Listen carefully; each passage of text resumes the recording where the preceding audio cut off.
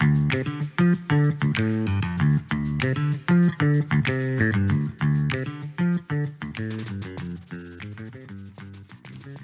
now that we've understood the three-phased approach that Escala uses to systemize Amazon businesses, the assessment, the design, and the integration, the next step is to actually take a look at how we've structured the Escala course into 7 modules to walk you through all of these three phases. So the 7 modules are designed to equip you with the blueprint and tools necessary to empower you to systemize your business the Escala way. Really, we're giving away all of our IP, all of our templates, all of our techniques, because we want to enable you to be able to enjoy the amazing feeling of running a systemized business when things just work the way that they're meant to, and you're able to divert your energy into the high impact strategic tasks because you know that all of the tactical, which is still important, those tactical tasks are being taken care of in a very predictable way. So we've got the first 2 modules. The first module is the introduction module. That's where we are now.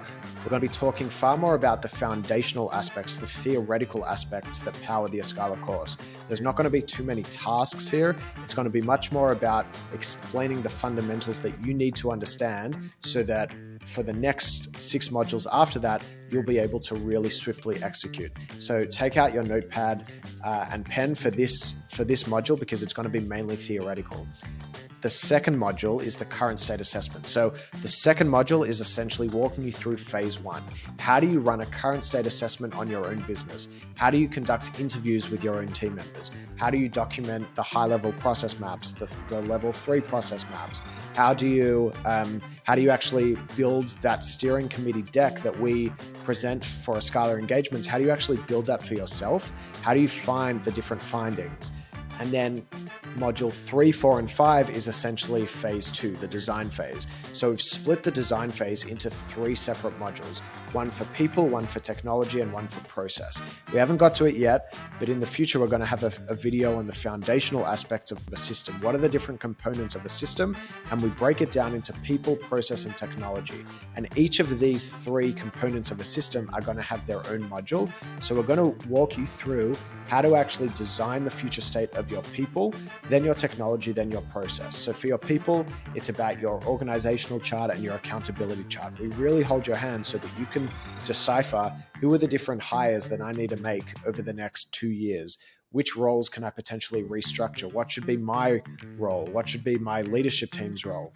And we're going to do that using a series of techniques that we've developed over the last few years that we've found to be extremely effective with Amazon businesses. After we've built that future state organizational chart and identified the new roles that we're going to need to hire and the roles that we're going to need to restructure, we then move to the technology. So in technology, the main thing that we're doing is analyzing a list of all the different technology that we use, and we're saying which technology is redundant, which technology would we like to use better, what new technology do we need to implement, and we've got techniques for being able to make these decisions as well, different mental models that we use that make it a lot more simplified to make those decisions. And then finally, we incorporate the future state of the people and the technology into the future state of the process. So there we actually document the process maps, the level 3 process maps for the future. And there we'll be able to actually play around with the boxes and say, how do I remove as much tactical responsibility as possible from me as a founder or from my leadership team? Where can we become more efficient? How can we remove bottlenecks? So that's going to be the future state process maps, which is essentially the final deliverable of the phase 2. And then we move into module 6 and module 7. Module 6 is essentially the phase 3. So if you remember phase 3, it's integration. And in module 6, we're going to walk you through how to actually do that, which is otherwise called the future state implementation. So how do you document those SOPs?